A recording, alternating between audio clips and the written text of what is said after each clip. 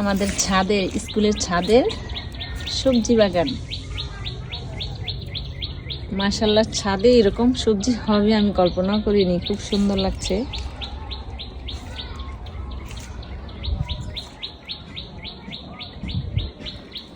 আসলে সবজি হোক আর না হোক, দেখতেই ভালো লাগে। সবজি খাওয়াটা বড় কথা না, সবজি যতটুকু হোক। ধনিয়া পাতা, কি সুন্দর বেগুন গাছ, একটা ছোট্ট বেগুন ধরেছে। আমাদের সাথে শেয়ার করেছি, তারপরে আরেকটু শেয়ার করলাম।